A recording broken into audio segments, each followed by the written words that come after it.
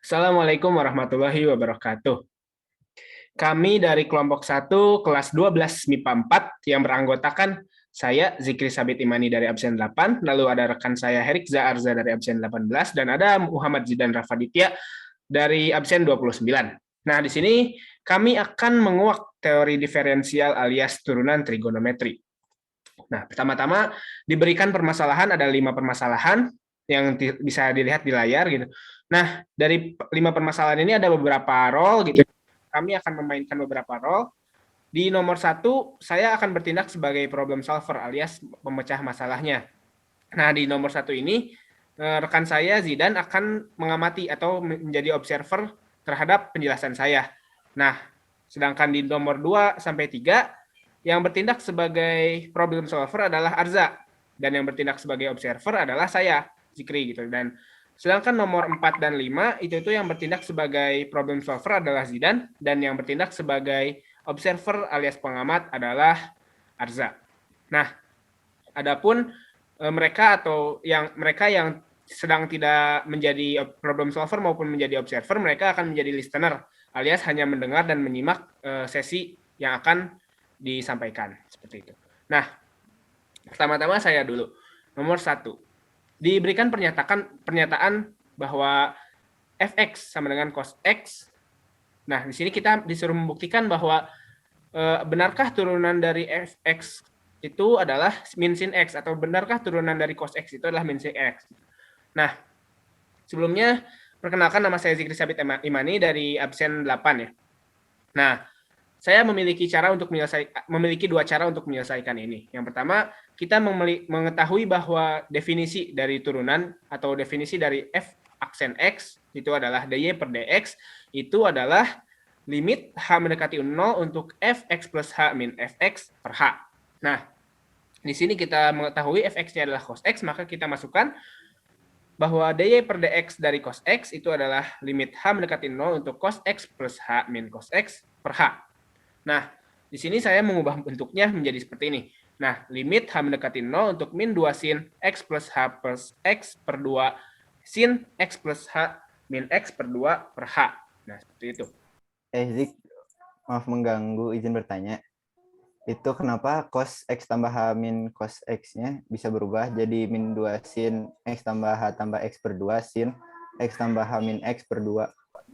Oke, baik. Ini tuh, nah kita mesti mengingat ada rumus trigonometri atau ada ketentuan trigonometri yang menyatakan bahwa jika cos A min cos B itu tuh hasilnya itu sama dengan min 2 sin A plus B per 2 sin A min B per 2. Nah, di sini kita mengetahui bahwa A-nya itu kan X plus H nih. Yang di cos ini nih, X plus H. Sedangkan B-nya itu adalah X. Nah, sehingga dimasukkan jadi seperti ini gitu bentuknya, min 2 sin X plus H plus X per 2 dan sin X plus H min X per 2. Seperti itu. Nah, saya lanjutkan ya. Sehingga mendapatkan bentuk baru yaitu disederhanakan menjadi limit H mendekati 0 untuk min 2 sin 2x plus H, X-nya ditambahin jadi 2 ya, 2x plus H per 2 sin X plus H min X per 2. Nah, di sini tuh kan tidak ada penjumlahan dalam suku ya, sehingga per H-nya itu bisa disingkatkan atau bisa dipindahkan ke suku yang di kanan saja gitu. Alias kita bisa mendapatkan sin H per 2-nya itu adalah sin H per 2 per H gitu. Nah, ini kita langsung ubah bentuknya gitu. Kita mendapatkan minus 2 sin 2x per 2 dikali setengah. Zik, maaf mengganggu, izin bertanya lagi. Itu kenapa bisa ada setengah di belakangnya? Oke, baik. Nah, mengapa bisa ada setengah? Itu tuh kita harus mengingat lagi ada rumus trigonometri yang lain. Bahwa jika limit x mendekati 0 untuk sin ax per bx itu hasilnya a per b. Sehingga di sini kan kita melihat bahwa sin h per 2 per h. Nah, yang bertindak sebagai a-nya adalah setengah dan yang bertindak sebagai b-nya adalah 1. Sehingga mendapatkan setengah per 1 alias setengah seperti itu. Nah, saya lanjutkan lagi sehingga mendapatkan hasil terakhir yaitu ini dua yang di luar dicoret dan dua yang di dalam juga dicoret sehingga akhirnya menjadi min sin x. Nah, itu untuk yang cos x. Artinya rumus ini terbukti. Nah, seperti itu. Nah, itu untuk cara pertama. Sedangkan cara kedua, ini tuh kita pakai aturan trigonometri yang lain. Nah, tadi kan ini sampai sini. Nah, sampai sini kita ubah bentuknya menjadi seperti ini. yaitu limit H mendekati 0 untuk cos X cos H min sin X sin H min cos X per H. Seperti itu. Zik, maaf mengganggu, izin bertanya lagi. Itu cos X tambahannya kenapa bisa berubah jadi cos X cos H min sin X sin H? Oke, nah di sini kita juga ada, kita harus mengingat lagi aturan trigonometri yang lain, yaitu jika ada cos dalam kurung A plus B, itu tuh hasilnya itu sama dengan cos A dikali cos B minus sin A dikali sin B. Nah, di sini yang bertindak sebagai A-nya itu adalah X, dan yang bertindak sebagai B-nya adalah H, sehingga mendapatkan cos X cos H min sin X sin H. Lalu, nah seperti itu. Nah, sudah mendapatkan bentuk seperti ini, kita ubah lagi bentuknya nih menjadi limit H mendekati 0 untuk cos X. Nah, ini cos H. Nah, kan H-nya mendekati 0. Karena H-nya mendekati 0, maka cos H-nya itu adalah cos 0 alias 1 gitu. Cos 0 alias 1 sehingga mendapatkan cos X. Nah, cos X min sin X sin H. Nah, kalau misalnya kita ubah nih ya. Sebelumnya nih. Tadi ini cos X sama cos X dicoret, bisa ya dicoret. Nah, kalau seandainya kita ubah H-nya menjadi 0 yang di sini ini ya, sin 0 per 0, jadinya hasilnya akan menjadi 0 per 0. Maka dari itu kita jangan langsung mencoret. Nah, seperti itu. Kita ubah dulu bentuknya jadi seperti ini. Limit H mendekati 0 untuk minus sin X dikali sin H per H. Nah, kita mendapatkan lagi, mengubah bentuknya lagi menjadi limit H mendekati 0 untuk minus sin X sin H per H. Dan kita terakhir ubah bentuknya menjadi minus sin X. Nah, seperti itu terbukti. Nah, dari situ kita mendapatkan kesimpulan bahwa kan kita sebelumnya kita belajar bahwa turunan dari sin X itu adalah cos X, dan sekarang tadi gitu kita belajar bahwa turunan dari cos X itu ternyata adalah minus sin X. Dan itu akan berulang-ulang sehingga menjadi kalau misalnya kita masukkan turunan dari min sin X itu tuh hasilnya min cos X. Dan kita masukkan min cos X, itu tuh hasilnya sin X. Dan ini akan berulang terus-menerus berulang. Seperti itu. Nah, selanjutnya akan lanjut ke nomor selanjutnya. Sebelumnya, perkenalkan terlebih dahulu, nama saya Hergiza Arza, dan saya di sini bertindak sebagai problem solver untuk permasalahan 2 dan 3. Permasalahan kedua, yaitu tentukan turunan dari fx sama dengan 1 tambah sin x per cos x. Sebelumnya, kita akan menulis terlebih dahulu apa saja yang kita ketahui. Yang pertama itu U. U-nya itu adalah 1 tambah sin X. Maka turunan dari U adalah cos X. Nah, kok bisa sih turunan dari 1 plus sin X itu jadi cos X? Satunya kemana nih? Nah, perlu diingat untuk turunan itu, jika bentuknya berupa penjumlahan, kita tetap harus menurunkannya satu-satu. Jadi 1 diturunkan dan sin X diturunkan. Maka didapatkan bahwa turunan dari U adalah cos X. Bisa dilanjutkan, V adalah cos X, maka turunan dari V adalah min sin X. Lalu jika fx itu adalah U per V bentuknya, maka turunan dari fx adalah U aksen V kurangi U V aksen per V kuadrat. Setelah kita menuliskan apa saja yang diketahui, kita akan memasukkan atau kita substitusikan. Jadi turunan fx adalah cos X kali cos X min 1 tambah sin X dikali min sin X per cos kuadrat X. Kita jumlahkan dan mendapatkan hasilnya. Turunan fx adalah cos kuadrat X tambah sin X tambah sin kuadrat X per cos kuadrat X. Lalu didapatkan hasilnya, turunan dari fx adalah 1 tambah sin X per cos kuadrat X. Selanjutnya, permasalahan yang ketiga. Permasalahan ketiga ini katanya, tentukan nilai turunan dari fx sama dengan sin x tambah cos x per cos x pada x sama dengan pi per 6. Seperti sebelumnya, kita akan menulis terlebih dahulu apa saja yang kita ketahui. Di sini ada U, yaitu sin X tambah cos X. Maka turunan dari U adalah cos X min sin X. Lalu ada V, maka turunan V atau V aksen adalah min sin X. Di sini juga ada X-nya itu sama dengan pi per 6, atau bisa kita tulis saja 30 derajat.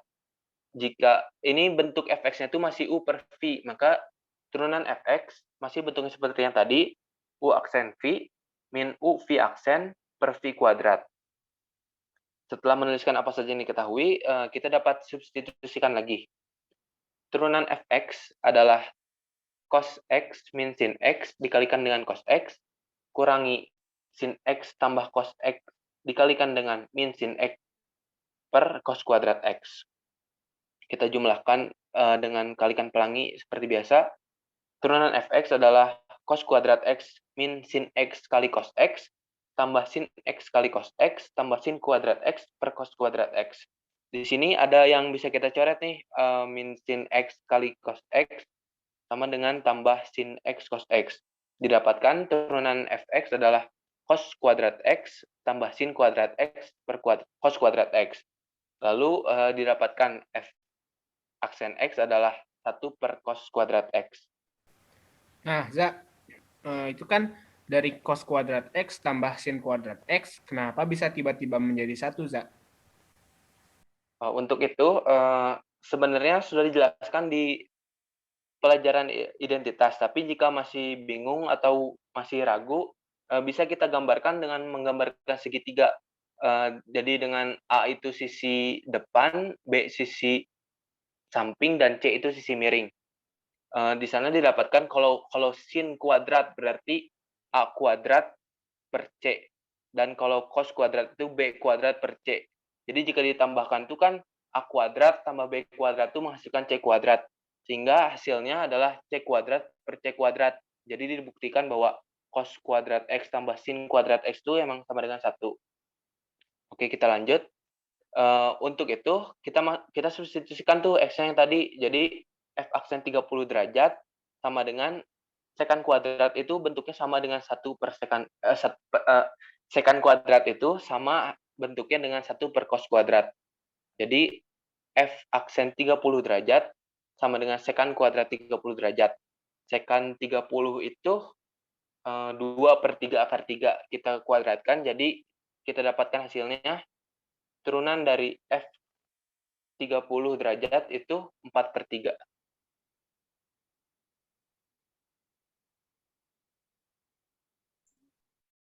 Sebelumnya perkenalkan, nama saya Muhammad Jinara Faditya, absen 29. Saya bertindak sebagai problem solver dari persoalan 4 dan 5. Tentukan nilai turunan dari fx sama dengan sin x tan x pada x sama dengan 45 derajat.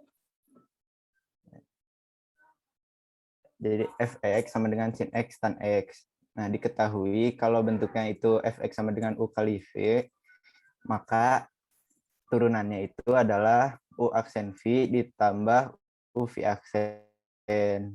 Nah, sehingga fx sama dengan sin x tan x itu turunannya itu adalah turunan dari sin x, yaitu cos x dikali tan x ditambah sin x dikali turunan tan x, yaitu sekan kuadrat x. Lalu substitusikan 45 derajatnya ke persamaan. Jadi f aksen 45 derajat itu sama dengan cos 45 derajat dikali tan 45 derajat ditambah sin 45 derajat dikali sekan kuadrat 45 derajat. Jadi f aksen 45 derajatnya itu sama dengan setengah akar 2 dikali 1 ditambah setengah akar 2 dikali akar 2 kuadrat.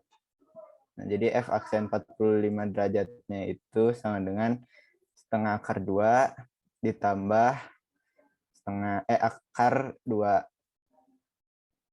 F aksen 45 derajatnya itu jadi sama dengan 3 per 2 akar 2. Maka F aksen 45 derajatnya itu sama dengan 3 per 2 akar 2. Nah, sebelum dilanjut ke permasalahan berikutnya, mau nanya, kalau X-nya misalkan kita dapatkan tuh X-nya tuh 90 derajat. Itu tuh bakal tetap ada penyelesaiannya nggak sih? Jika X-nya 90 derajat, maka F aksen 90 derajatnya itu cos 90 derajat, yaitu 0.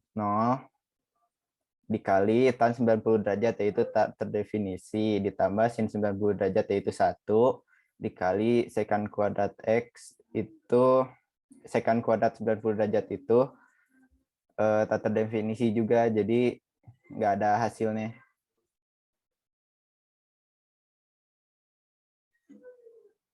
Ya, selanjutnya persoalan kelima itu diketahui fx sama dengan sin x ditambah a cos x. Dan f aksen dari v per 3 itu sama dengan 0. Tentukanlah nilai a. Jadi fx itu sama dengan sin x tambah a cos x. Jadi yang pertama itu diturunkan. Jadi f aksen x itu sama dengan turunan dari sin x itu cos x. Terus turunan dari a cos x itu min a sin x. Nah, lalu substitusi f aksen v per 3 itu sama dengan 0. Jadi f aksen 60 derajat itu sama dengan 0. Lalu substitusikan 60 derajatnya kebersamaan. Cos 60 derajat min a sin 60 derajat itu sama dengan 0. Lalu pindah ruaskan a sin min a sin 60 derajatnya. Jadi cos 60 derajat sama dengan a sin 60 derajat. Cos 60 derajatnya itu setengah sama dengan a sin 60 derajatnya itu setengah akar 3. Setengahnya coret, terus akar 3-nya pindah ruasin, jadi A-nya itu 1 per akar 3. Lalu pembilangan dan penyebutnya dikali akar 3, jadi A itu hasilnya 1/3 akar 3. Maka nilai A itu adalah 1/3 akar 3. Nah, Zid, mau tanya lagi. Kalau ternyata A-nya itu sama dengan 2, apakah F aksen 60 derajatnya itu tetap 0 atau bisa berubah lagi? Kalau nilai A-nya 2, maka otomatis F aksen 60 derajatnya itu sama dengan cos 60 derajat min 2 sin 60 derajat. Jadi cos 60 derajat itu setengah minus 2 dikali 2 sin 60 derajat itu setengah akar 3. Jadi setengah min 2 dikali setengah akar 3 itu jadi setengah min akar 3. Jadi hasilnya jadi setengah min akar 3 bukan 0 lagi. Oke, kita sudah di penghujung sesi kita pada kali ini. Terima kasih yang sudah menyimak dan sudah membantu sama gitu. Sekian dari kelompok kami. Wabillahi taufiq wal hidayah. Wassalamualaikum warahmatullahi wabarakatuh.